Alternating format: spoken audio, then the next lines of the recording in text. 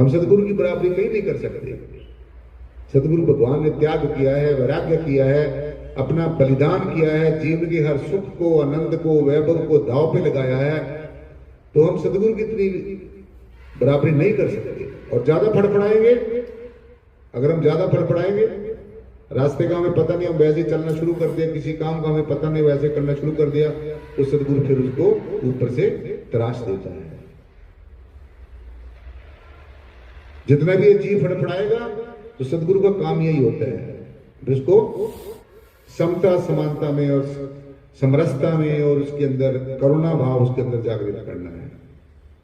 तो इसलिए जब भी परमेश्वर की इच्छा होती है, जब भी इस मृत्यु लोक में परमेश्वर चाहता है कि अब यहाँ पर जो जीव हैं वो पथभ्रष्ट हो गए हैं या गुरु शिष्य की परंपरा को खत्म करते जा रहे हैं, ये लोग ये योग का एक मजाक बना रहे हैं, ये लोग जो मैंने अपने योगेश्वरों को, तपेश्वरों को, जो तपस्वी है वो अपने तप से बिछड़ गया है, जो एक जप करने वाला है वो अपने जप से भटक गया है, जो मेरा स्वरूप लेके संसार में आए वो मेरे स्वरूप को लेकर भटक गया है, तो फिर परमेश्वर क्या करता है, जो मैंने संतों को नाम देने की जो युक्ति बताई थी, आज देखते हैं ना परमेश्वर के नाम के ऊपर क्या क्या नोटंकी हो रही है, क्या कैसी कैसा जो हमारे गुरुओं ने कहा था उसके बिल्कुल आज जो वैसे उल्ट हो रहा है। तो कहां पहुंचेगा ये जीव?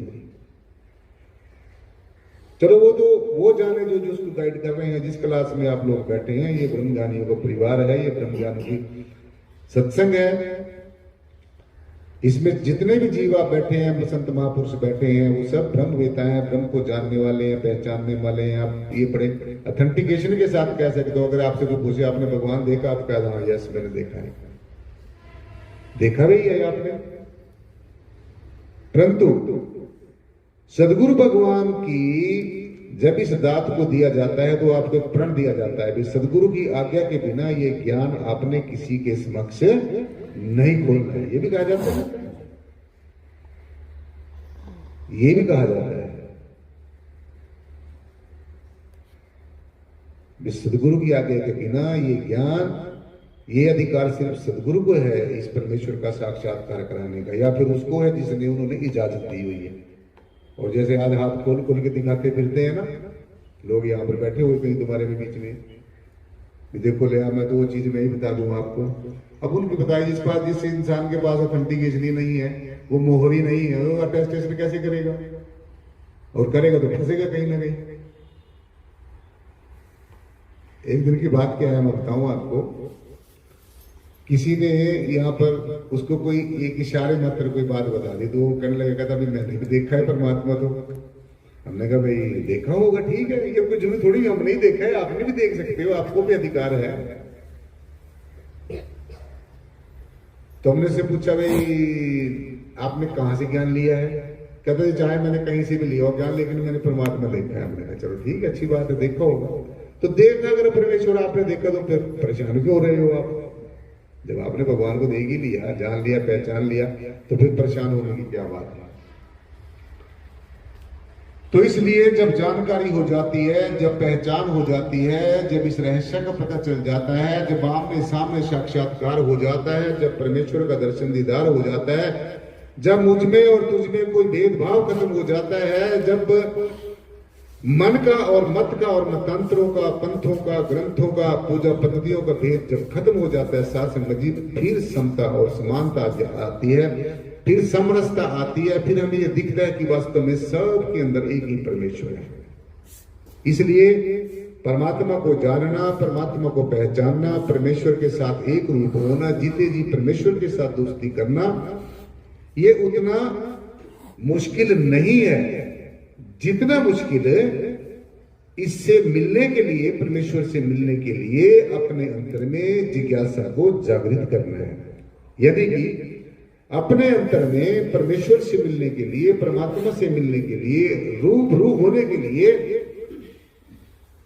प्रत्यक्ष में साक्षात्कार करने के लिए, खुली आंखों से दर्शन दीदार करने के लिए हमारे अंतर में जितनी तीव्र जिज्ञासा होगी, उतना ही जल्दी और शीघ्र ही हमें परमेश्वर का दर्शन दीदार हो सकता है।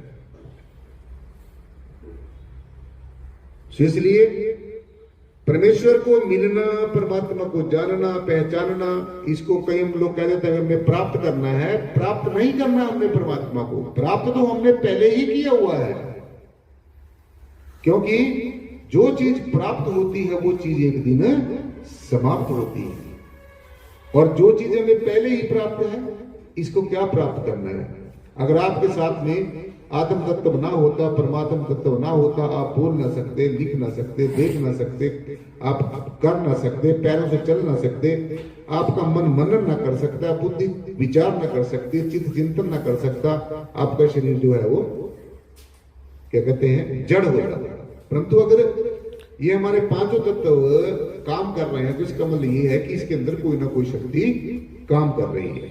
अब वो शक्ति क्या है, कैसी है, कितना कोई उसके बारे में जानता है, ये अलग अलग विषय है। जेता जेता जाना देता देता व्याख्यान, जो जितना जितना जानता है परमेश्वर के बारे में उतना उतना ही व्याख्यान कर देता है।